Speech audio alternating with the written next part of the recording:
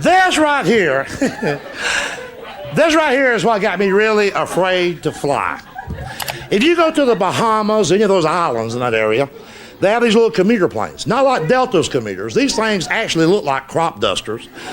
One propeller, they hold about 8 people, 10 at the most, and they have to know the weight of everything that goes on board the aircraft. And I had never been through that before. And the guy came up to me with a clipboard in his hand. He said, "Sir, how much do you weigh?" I said, "Why do you need to know?" He said, "So we'll know how much fuel to put in." I said, "Fill it up."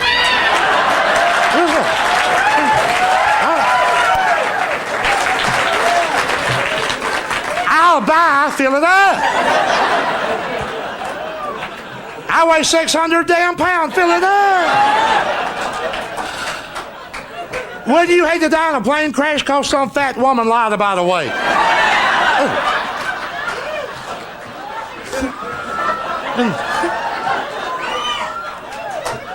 And hell, you know, they'll do it too. Like, well, I'd rather be dead and tell them how much I weigh, you know.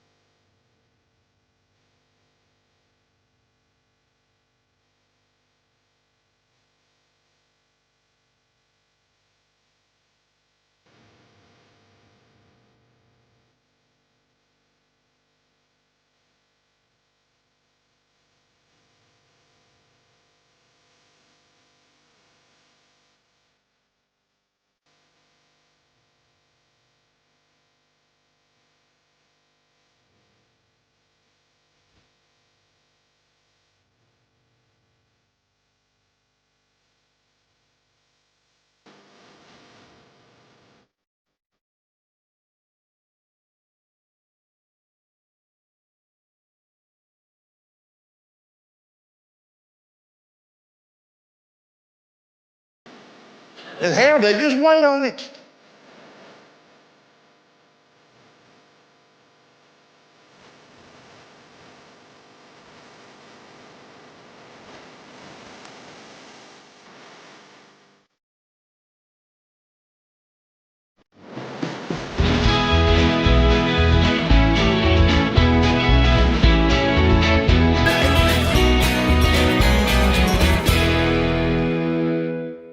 It's a changing world we're living in. Now, oftentimes these days, we don't even know our neighbor. We certainly don't know the couple 2 miles down the highway. We've now got strange people living in our communities. Damn strange. Like vegetarians. Trust me, those buffoons are out there.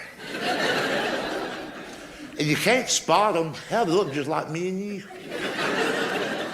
And you have to rent to them. It's the law.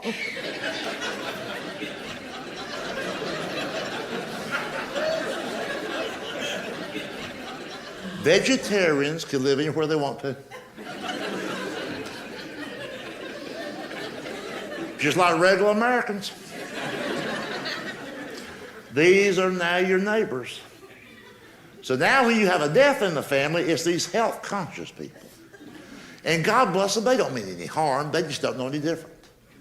They're the ones that will show up at your front door in your time of grief with fruit.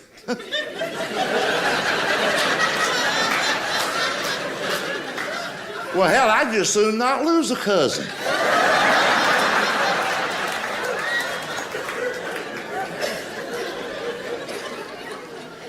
You know, I just don't understand vegetarians. I could be driving down the highway and see a cow in a pasture. I'll get it. But I have never, not once in my life, and neither have any of you, not once, ever heard a vegetarian go, I smell squash.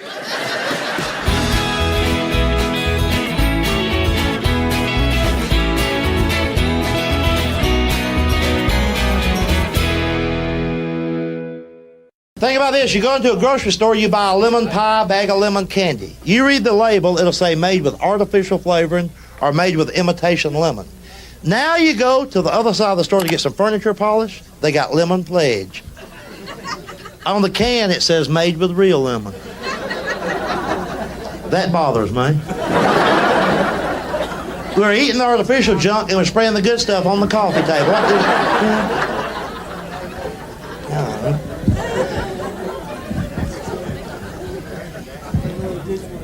I'll tell you all what's wrong with America today. Giant cookies. That's right, them big cookies. You get them over at the mall. You got one cookie, size of a hubcap. Cost $8. That ain't right.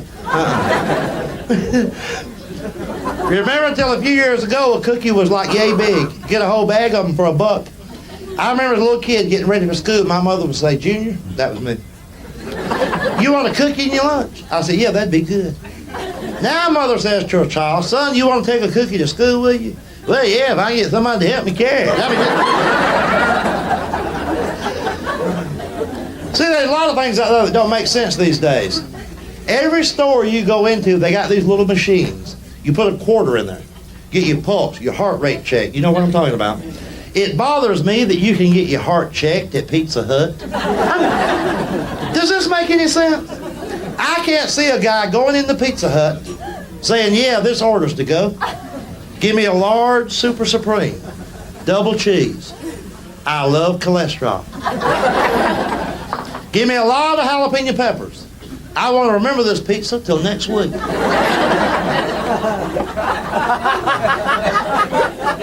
I'll have a pitcher of beer while I'm waiting. And what the heck, I might as well get my heart checked while I'm here.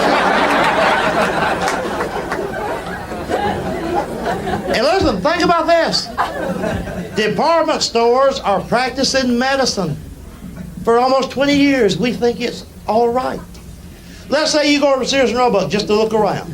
And by the way, if you notice, that's what we all do at Sears now. Nobody buys anything over there. Well, you're off this afternoon. What you gonna do? Well, I'll tell you. I think I'll go over to Sears and look around. All right. You're over at Sears. You're in the lower level, the basement. That's the hardware department. All you're doing is checking out what's new with Black & Decker. You ain't gonna buy nothing. You just looking. Now you get ready to leave. You go around the lawnmowers. Well, let me interrupt this a minute. Lawnmowers. On every lawnmower you've ever seen, not a sticker, not a label, embedded, molded into steel so you can't ever erase it. It says, keep hands and feet away from blade. You know what that means? Sometime in the past, some nut has said to his wife, honey, come here, let's trim them toenails of yours.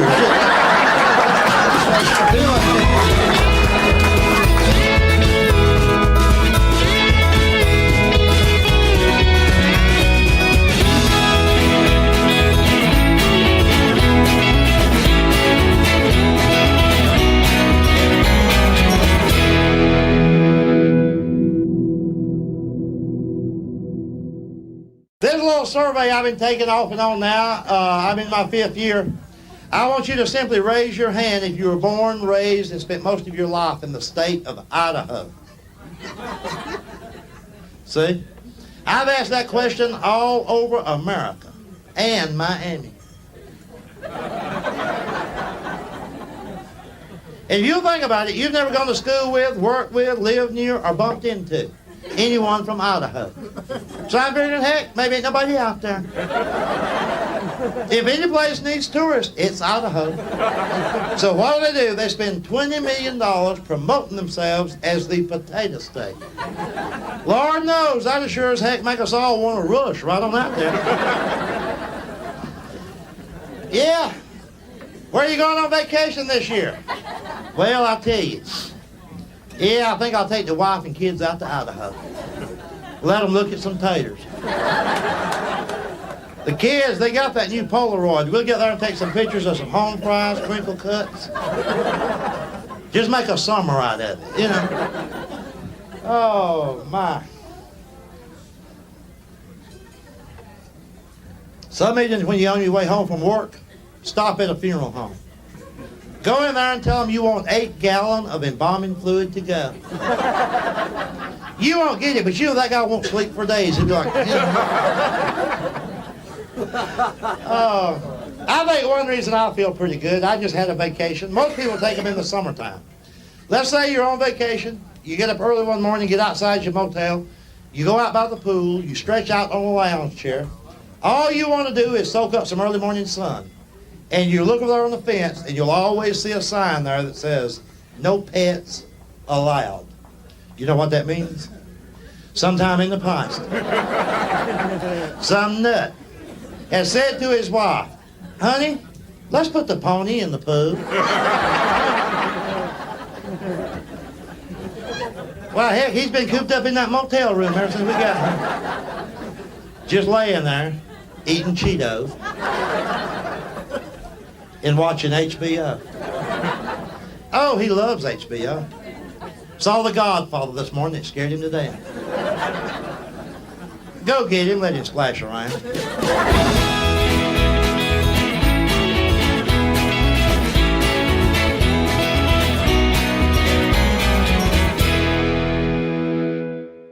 I got crazy kinfolks. Y'all have crazy kinfolks? I mean, we love them, but, you know, I got one now. Had lunch with him 3 days ago. He's bragging, always bragging about something. He's bragging about a brand new 6-quart crock pot. And he don't have it yet because he's got it on layaway.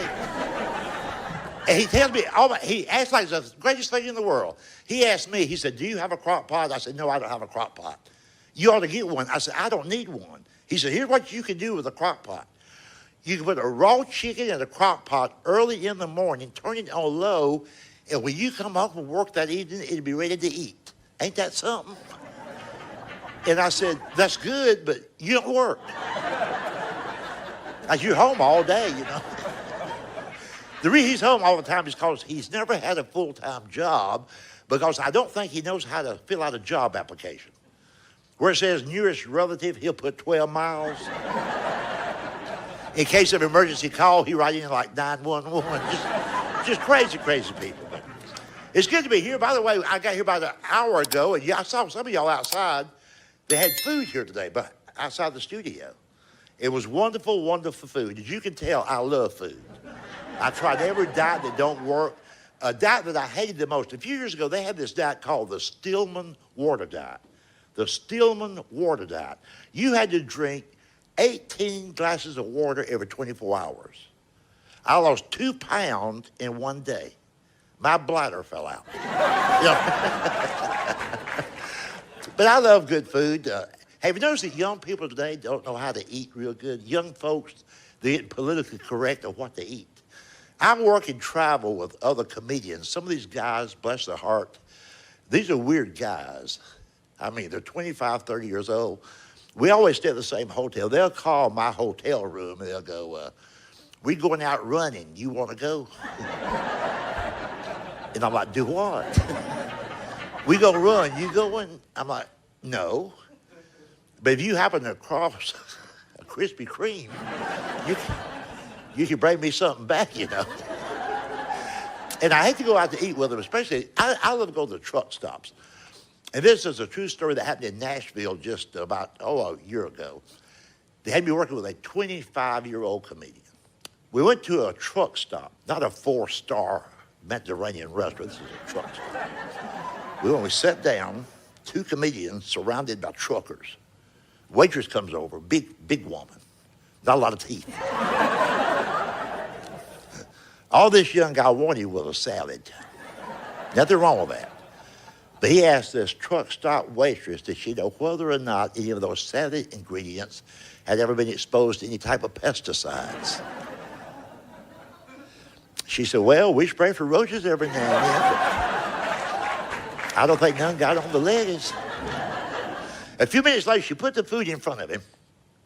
He looked at it. I didn't know it come with cheese on it. I can't eat that. I'm lactose intolerant.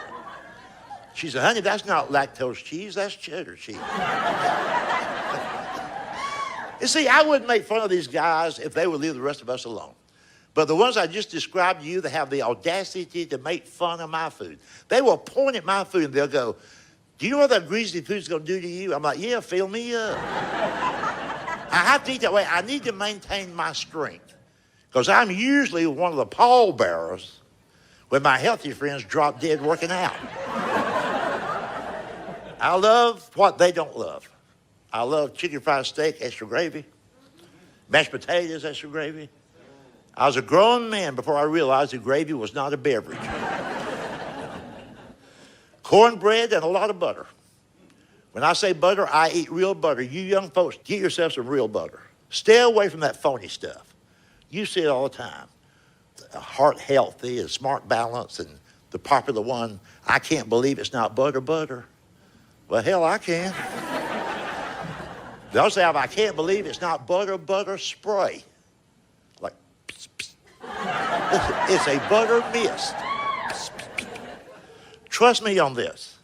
If your daughter marries a guy who sprays his butter, there ain't gonna be no grandkids. I enjoy talking to you. Thank you very much. Thanks.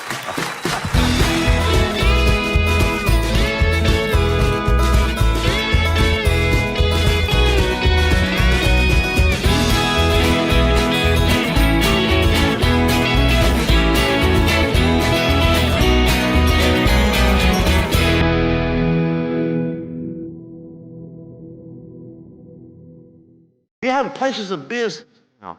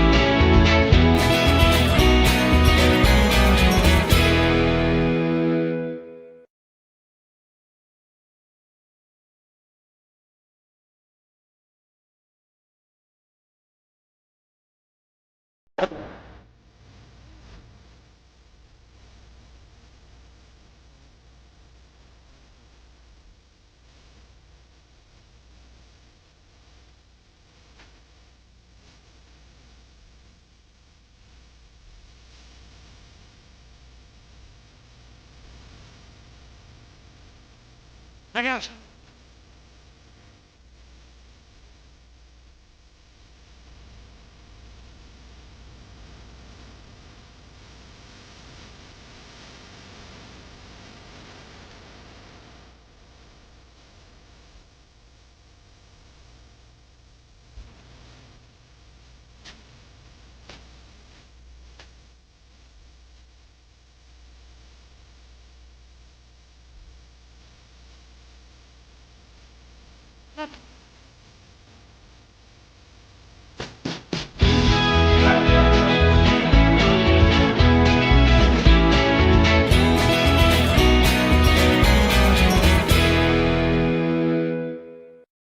This right here, folks, is the day that I learned the reality of how dangerous a plane can be.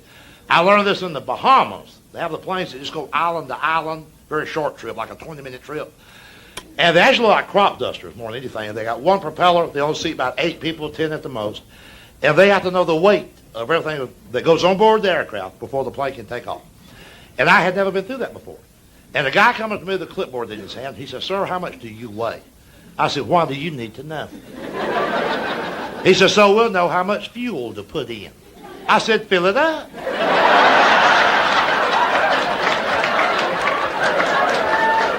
I'll buy, fill it up.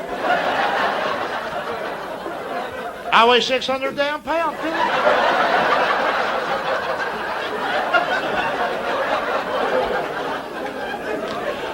Wouldn't you hate to die in a plane crash because some fat woman lied about her weight? And hell, they'll do it too. Like, well, I just gonna be dead. Just tell him how much I weigh. You know?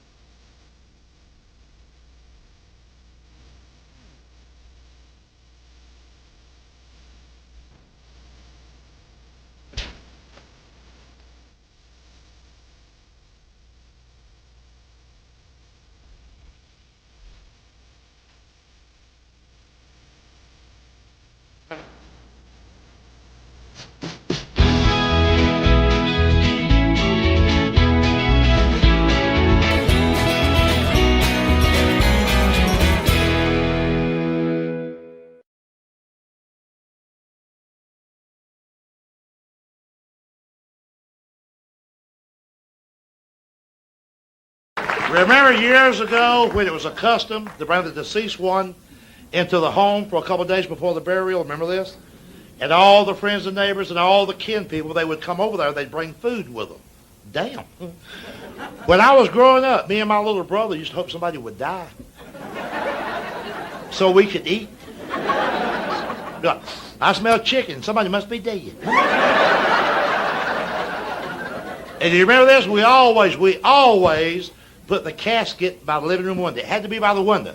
Just like this guy was a friggin' Christmas tree. Hell, move that couch, roll rubber right over there, you know. And I remember this like it was yesterday. Everybody that come in would spend 1 minute at the casket and 3 days in the kitchen. And they would talk about the food and who brought what. And it would go just like this. Somebody would go, well, I see Elizabeth brought that damn macaroni salad. I knew she'd do this. If it had been somebody on her side of the family, she'd have brought some kind of meat.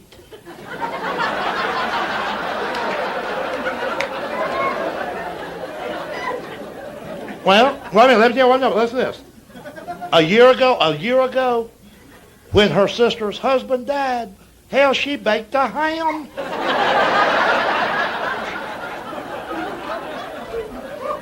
Well, she says she baked it, but it had those pineapple rings and those cherries stuck on it with a toothpick. I said, that looks like a damn Kroger ham to me. But I didn't want to start nothing. And then, listen, and just a few months later, her 19-year-old nephew died. Nobody knows why. He just died. I think it was the stab wounds.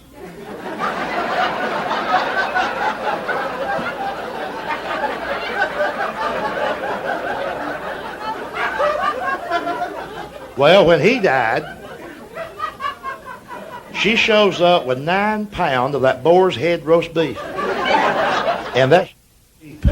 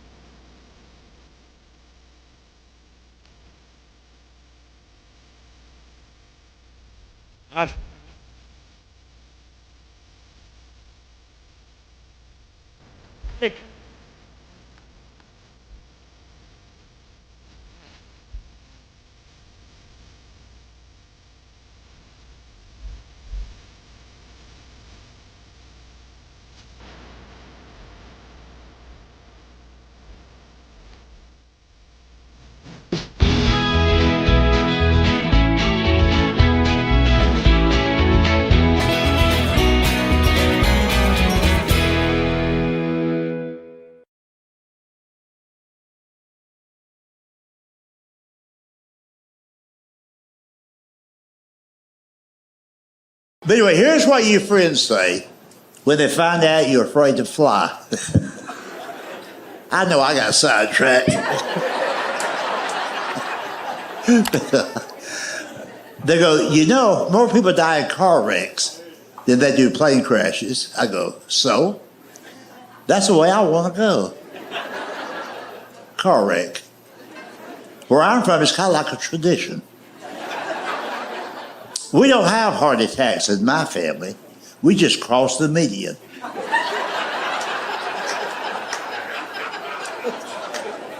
Usually on the weekend. Just out drinking. Trying to outrun the repo man, somebody. Well, look at it this way. At least if you die in a car wreck, they can always retrieve the body.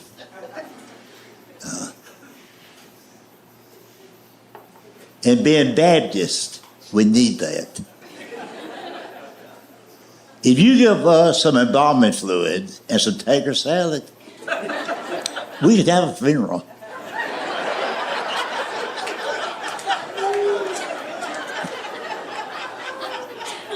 This ashes in the urn ain't for us.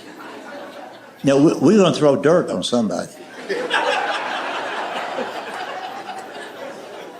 If you hear a Baptist talk about cremating, that is not a full-blood Baptist. He probably married outside his faith. If you hear a Baptist talk about burning something, it's going to be biscuits or leaves. It's not going to be Uncle Larry, you know. So. Now, you all know this. We do. We respond to every tragedy in life with food, a covered dish. We'll knock on somebody's front door and go, sorry to hear about your son-in-law. Here's some baked beans.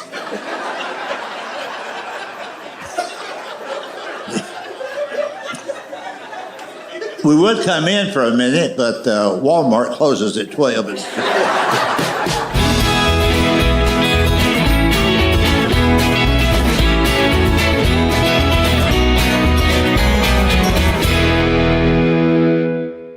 But I'll tell you this, on those rare occasions when the jackpot gets to $15 million, and in the Georgia Lotto, it's only happened 3 times in 3 years, but when it's $15 million, everybody I know has got a handful of tickets. And it's late Saturday evening, they're all sitting out on the front porch, and they start fantasizing and talking among themselves about what they're going to do with the money if they win. You ought to hear my kin people talk. I've got some dumb-ass cousins. Oh, he'll go, what would I do? Hell, I'll tell you what I do.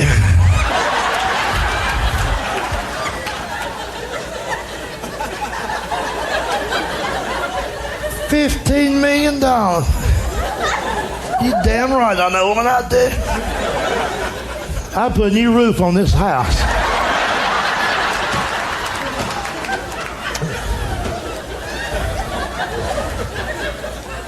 I'd go down to that lottery office on Monday, get something to take me down. Now my car's broke.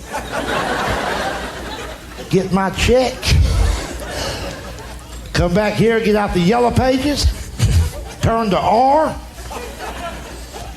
call me a roofing company. Tell them, hell, I didn't care what it cost. And I might go ahead and get that back porch screened in. And then they'll go, and if there's enough left, I'm like, maybe you ought to go to night school.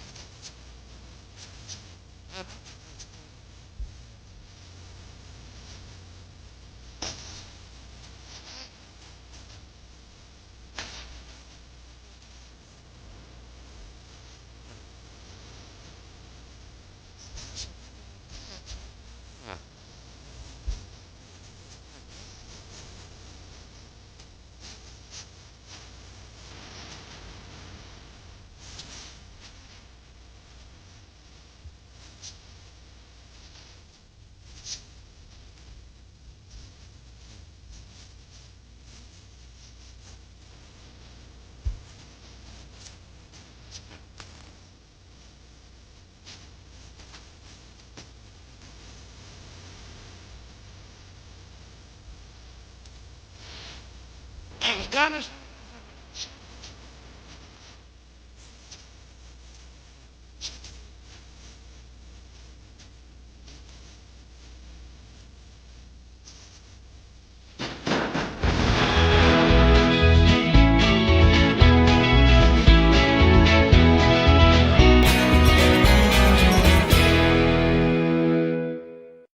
This is going to remind you of somebody you know. If they're no longer with you, it'll bring back good memories to you. Maybe your favorite aunt, your grandmother. You're the ones that you saw. Well, if you didn't see them on Sunday, you'd see them on special occasions. You know, Christmas Day, Thanksgiving, somebody's birthday. The big, wide, fat, overweight relative. The one we love so much. Get up from the supper table. First of all, though, everybody else is already up from the table. They're in the living room. She's still in the kitchen. And she would just yell to the next room. I'll be there in a minute. I'm just going to get a biscuit and sop this up.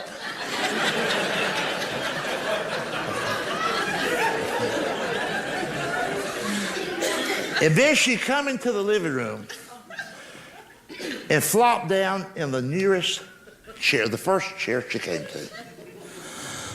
And to a little kid, it always looked like it was in slow motion. Because we always thought for sure the chair was going to break. She'd come in, she'd be like a...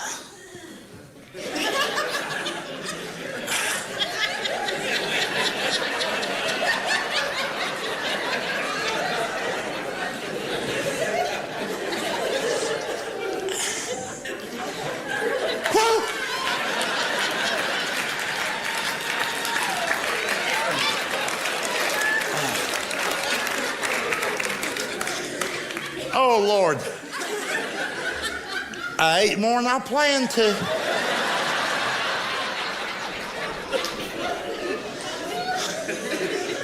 I think starting tomorrow, I'm going to go on some kind of a diet. Well, no, I can't tomorrow. We're going to Cracker Barrel tomorrow.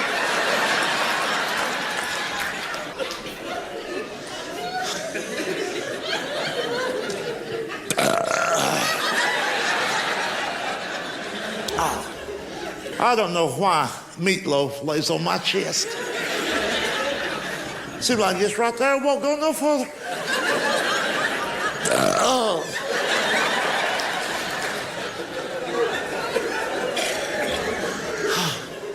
Oh, I wish Nana brought my gas pills.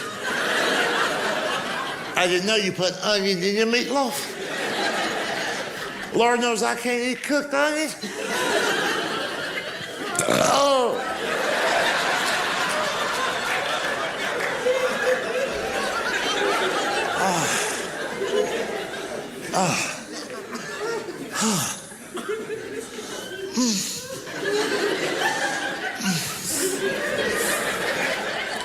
You, I could have a hiatal hernia.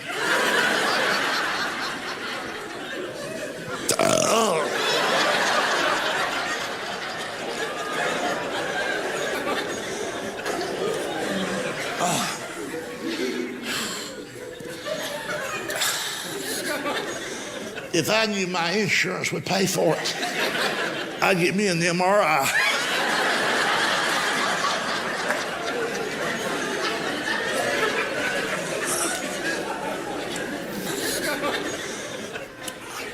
Because sometimes the x-ray don't show everything on fat people.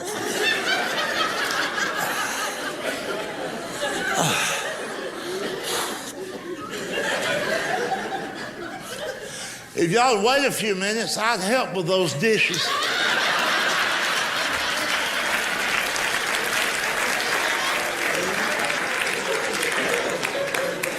I just feel so lightheaded. I bet you my blood pressure's up. I had no business eating all that salt. Oh.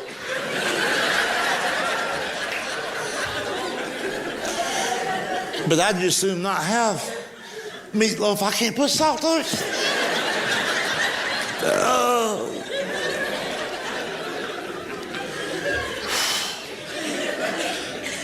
I tried some of that no salt, but it just didn't taste like salt. That's probably why they call it no salt.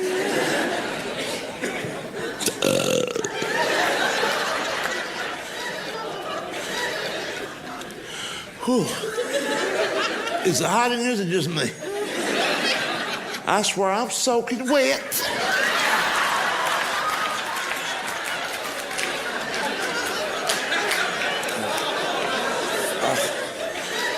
I hope it ain't my bladder.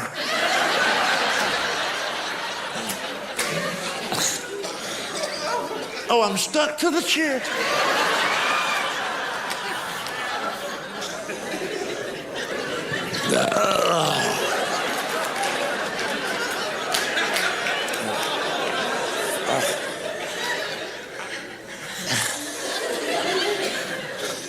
If you go into the kitchen, cut me a piece of that cake.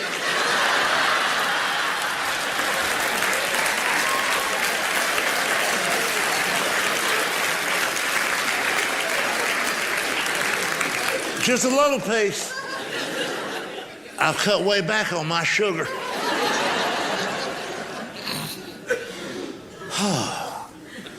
I need to get up and walk around. I wish my feet weren't swollen. I don't know what causes that. I might be allergic to something. I hope it ain't bread. I don't believe I can eat without bread.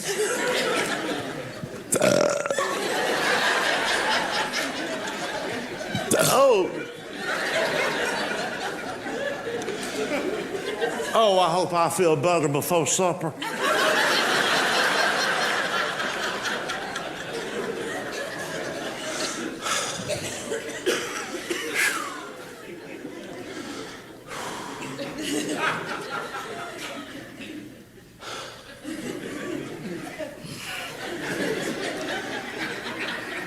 I'm good in mind to change doctors.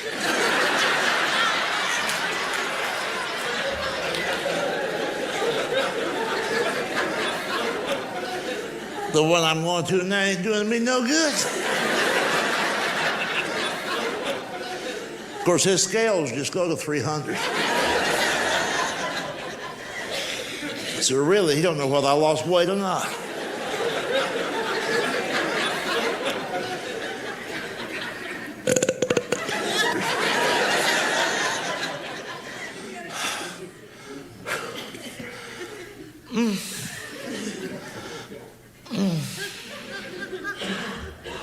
Don't throw that cornbread out.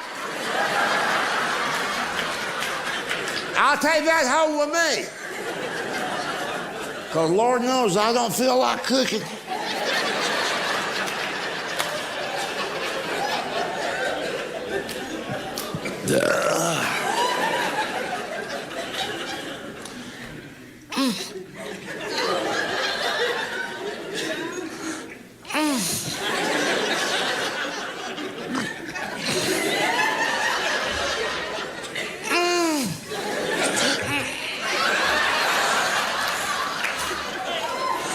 You know, gravy runs right through me. Good night, God bless you. Thank you very much. Appreciate it. Thank you very much. Thank you. My favorite aunt, God rest her soul, you know, big woman. All my aunts were big, you know. And here's the way I just repeat what she used to say. As soon as I get home, I'm going to take a water pill. I think most of this is just fluid, you know. Yeah, well, let me ask you, you look like you've lost weight now. Are you exercising more? Oh, no, that exercise will kill you. Exercise will kill you. All I do, I just buy bigger shirts. It fools everybody. Yeah. Well, and I quit going to doctors. You know, those doctors will kill you. You know. well, you know, I knew a doctor once. If you couldn't afford the operation, he could touch up the X-ray. That's right. How about you? See, every time you go to the doctor, no matter what your problem is, they tell you to lose weight and they tell you to exercise. Well, I don't want to hear it, so I just don't go. You're always traveling. Yes, I Are am. you still driving everywhere? I drive everywhere I go. I'm afraid to fly. I've always been afraid to fly. I don't mind flying once a year just to catch up on my drinking and my praying.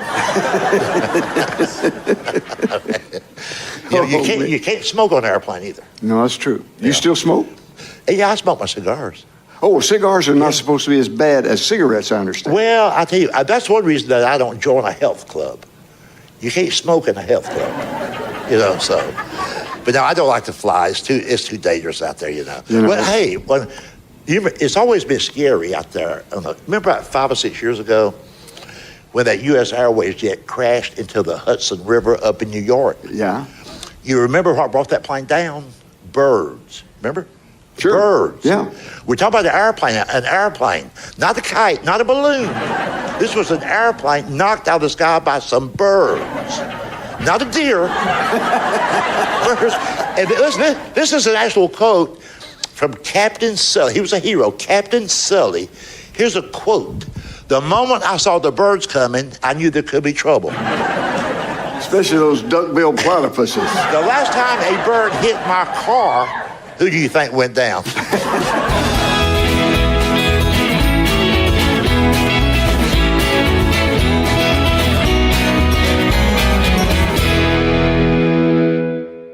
See, that's the trouble. Nobody's in charge anymore. Imagine our grandparents, those that we've already put to rest. Don't you know that they are just probably rolling in their grave thinking that the entire American population is actually sitting around going, well, let's see. We took care of Hitler. We won 2 world wars. We've sent men to the moon and brought them home again. But we just don't know how to stop that little boy with a pistol. Smack him. See, my parents would smack me when I needed it. And look how I turned out. I would love to have seen some suit-wearing bureaucrat come up on my daddy's front porch and tell him he couldn't spank his kids no more. That'd be one dead civil servant.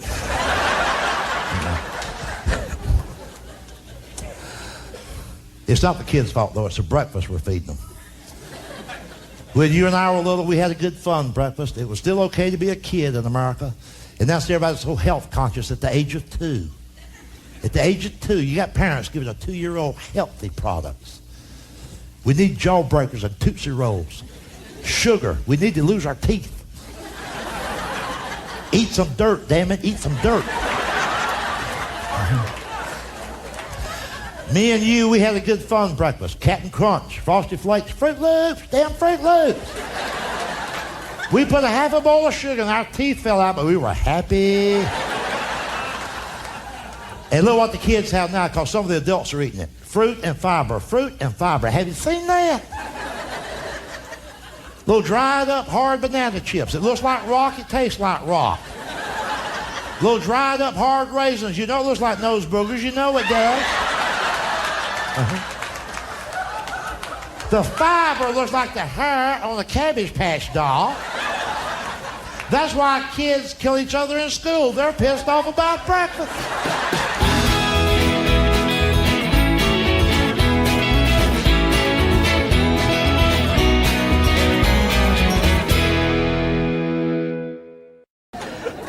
And tell these people it's out of work.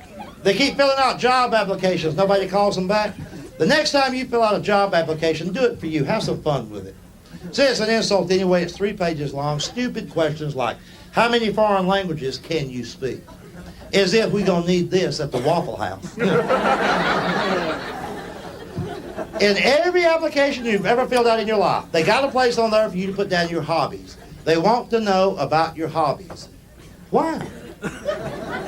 Next time, put down bowling, breakdancing, or having fits, either one.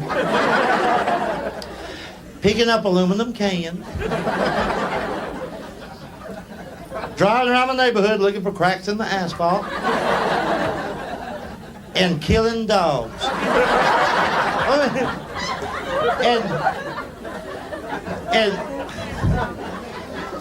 And where it says nearest relative, put 12 miles.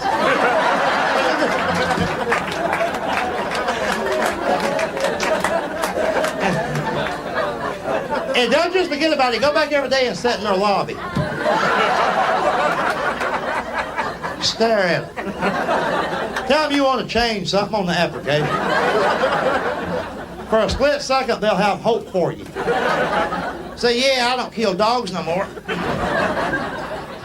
Mark that out. Cats, I'm killing cats.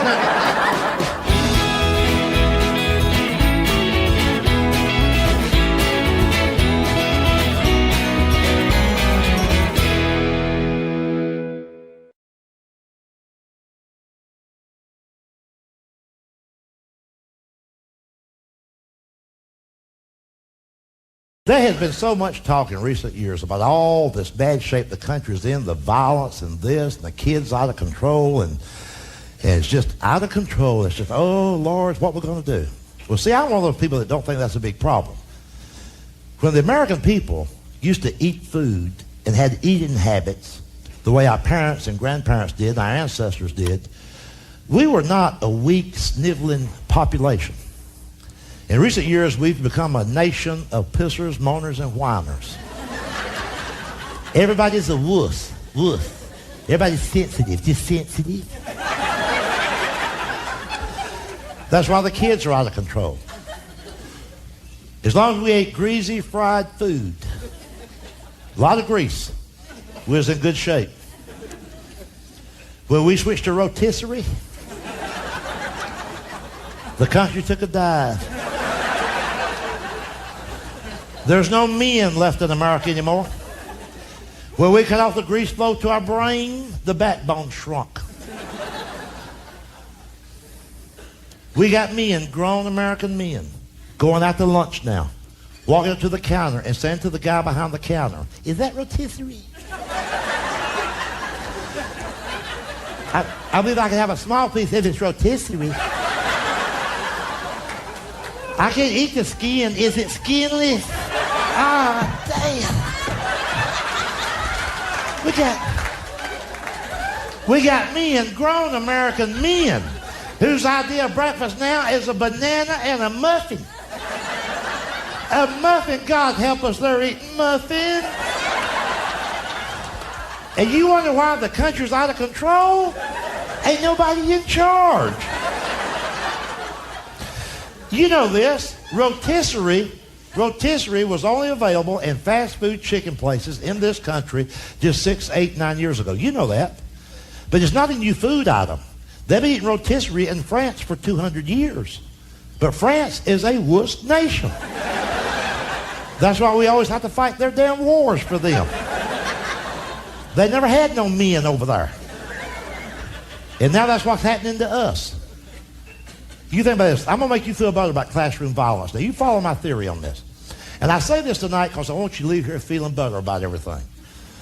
See, what we used to think was a big problem was a big problem. Our parents and forefathers, a big problem to them was seeing a son having to go off to war. That was something to worry about. And now, with this generation coming along, we're just paralyzed with fear. We're just worried silly over nothing. You know what the biggest fear in America is today? Secondhand smoke. What we gonna do? Look. Ooh. Oh, look, he lit up. Get in the house. He lit up.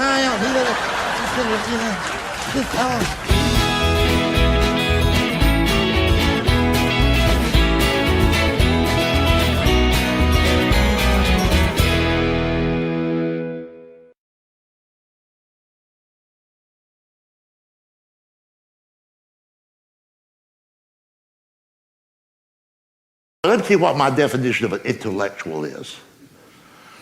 It's people just like me and you except they believe there's life on other planets.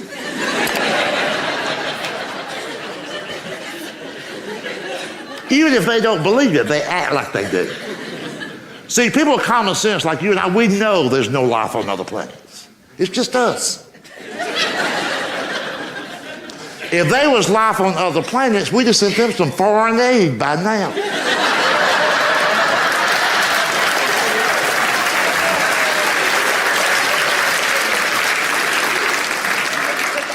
And see, I'll get back to what I was talking about, but let me take a detour here. And I know there's a lot of you in the room right now who you genuinely believe that there's a life form out there more intelligent than us. Because if you believe in UFOs, that's what you believe. Because a lot of people believe in that we've been visited by UFOs. They hang around for a day or two and go back. I mean, come on now. We've been tracking them since 1947. Don't you find it odd that these super intelligent beings have the technology to go tens of millions of miles from wherever they're at down here to visit us, hang out for a few days, go back, never refuel or nothing, and nobody notices them? Now let's just look at that practically. Let's say that there is life on other planets. Right? And they've promised their kids a trip. It's a long weekend coming up. Oh, let's say Labor Day. And they say, hell, we'll go to Earth. And they're out in the driveway loading up the spaceship with the stuff they'll need. Bucket of chicken,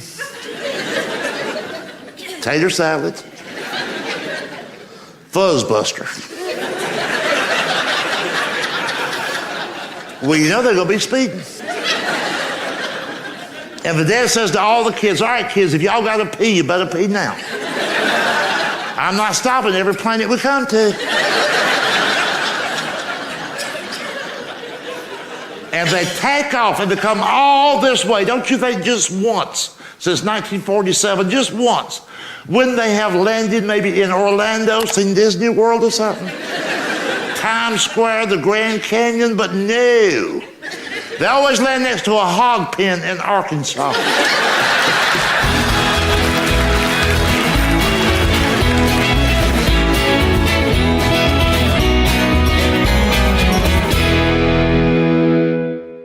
Now, you just have to trust me on this. All this happened beginning in 1983, and let me explain that to you. And you go to the library in the archives and look this up. In the summer of 1983, USA Today did a 2-part cover story on the shortage of fiber in the American diet. This is a true thing. And they concluded that if you and I didn't start eating fiber morning, noon, and night, we was all going to get colon cancer and be dead by next Thursday. And like the blind sheep we have become, we just followed that hook, line, and sinker. And we all got scared to death to eat normal anymore. We had to have that fiber. Everything had to be all natural. Fiber, fiber, fiber. Had to have it. That's why we can't get anything done in this country no more. We're all day.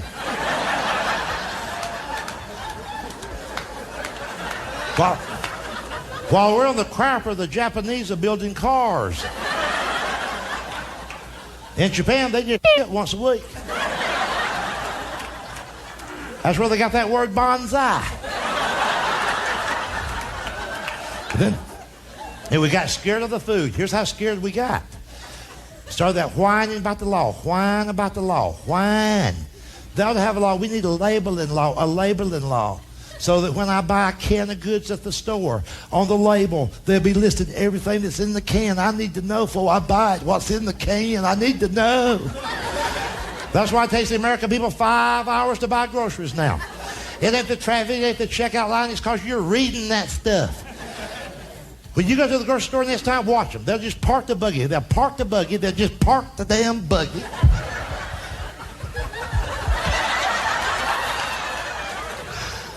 Speaking of fiber.